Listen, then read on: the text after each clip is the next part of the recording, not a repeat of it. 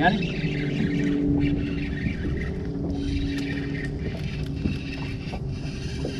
About time, them little jerks.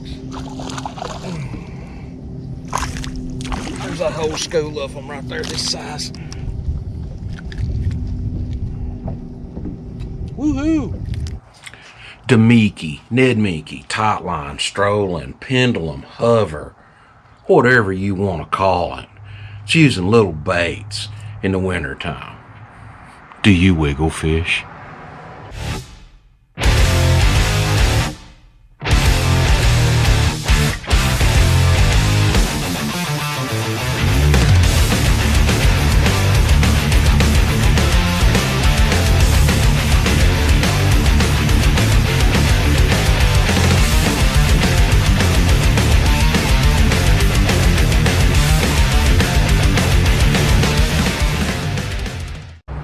Welcome back, folks.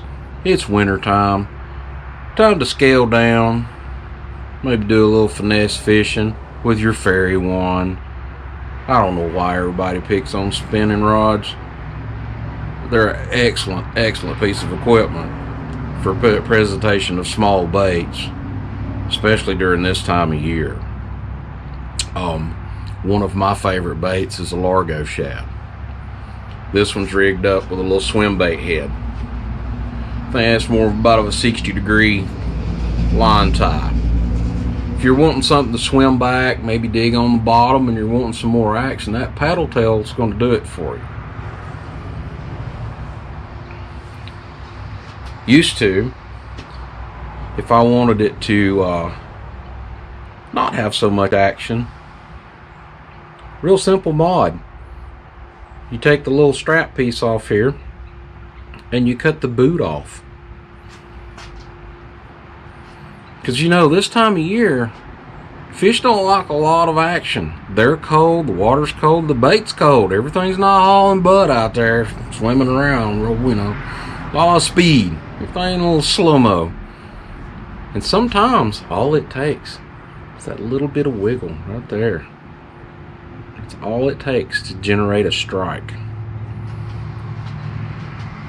Bass Pro Shops has what they call the Shad bod.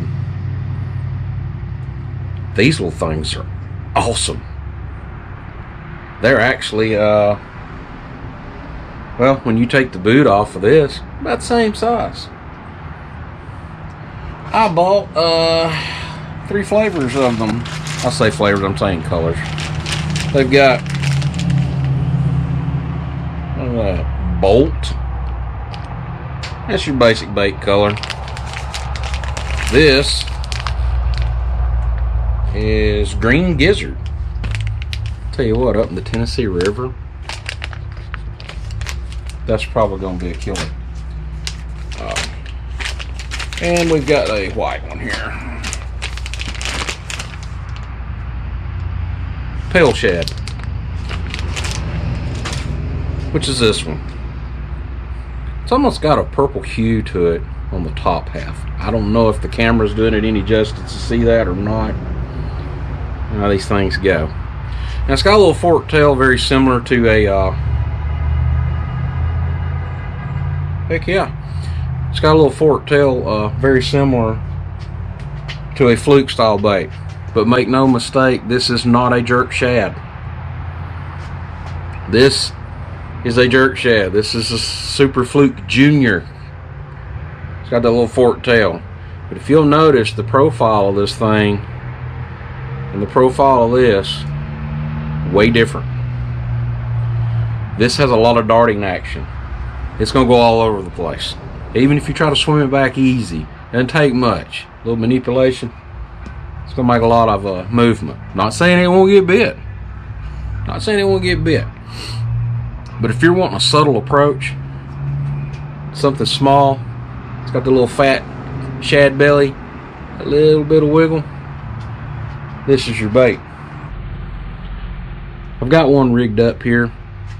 It's on your simple everyday ball head, 90-degree line tie, little thin wire hook. That hook's kind of thin. That's why you're going to need light gear. Not saying that you can't throw it on heavier gear or heavier line. You can do whatever you want. This right here, you can fish it all those different ways mentioned. Common practices for people these days to suspend this out there and just basically shake that rod tip and let it swim back. You can throw it up against the bank and let it follow the contour of the bank back down. Let it touch every now and then. Just let it make its way down. There's nothing fancy about it, really. Now, they make a lot more expensive heads from different manufacturers. Fish what you can afford. These packs of Bass Pro or XPS brand, which is what this is, they're $3-4. And you get quite a few in there. 10 pieces, 10 per pack. That's gonna last you plenty of time. These straight old ball head jigs, pick the manufacturer of your choice. I do like the Berkeley swim head jigs, but those are a little bit, that 60 degree, that's a little bit more gonna pull it like that. But you got to beef your hook. You can,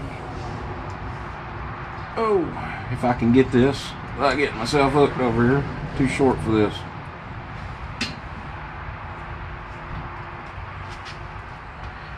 You can get some of their stouter wire hooks. This is one of the little half round heads. I use this a lot with a jerk shad during warmer water. I got several videos on it, and absolutely lay waste to spotted bass. I don't hardly fish a full-size fluke anymore because I get bit more, and I've caught 4-pound spots on this. So make no mistake, it's not for little fish. Simply using this little 8th head with that little fluke, and it works on a fairy wand. They make bigger versions. It's a little smaller hook.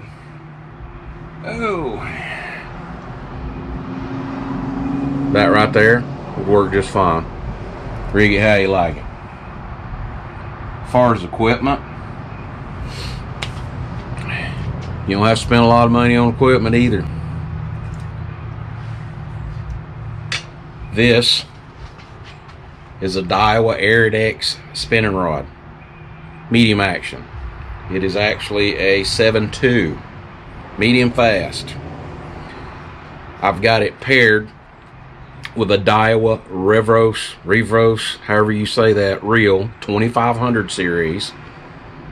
It's got 15-pound braid to 8-pound fluoro leader.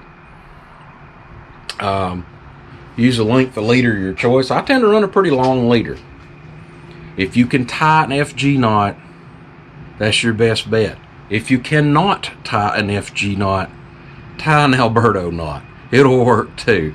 Just don't let it get too deep down in here. Your FG you can get by with a lot more. They're more forgiving, but they're challenging to tie. This rod works fine. You're not going to be horsing these fish. You're going to be finessing them.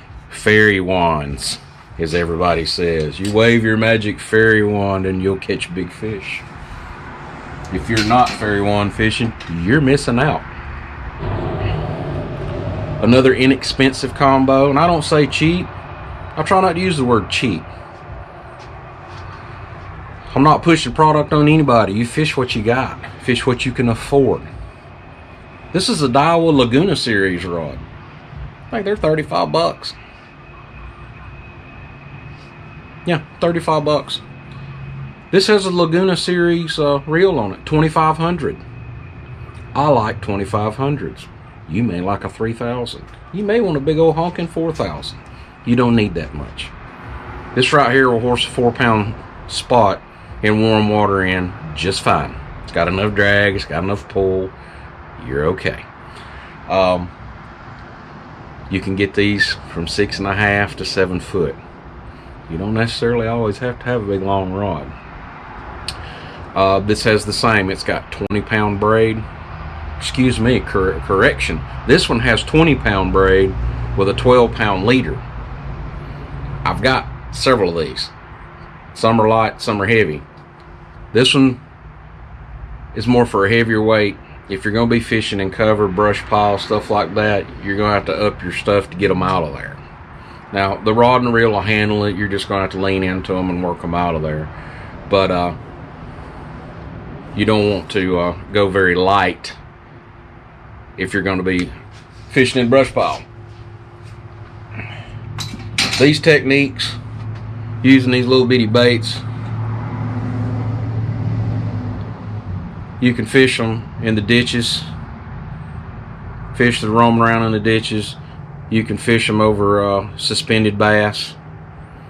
You don't necessarily have to have forward facing sonar. You can drift across a bait ball that's moving around, or you can watch them. You can throw this out there and let it just pendulum through. Shake that rod tip just a little bit.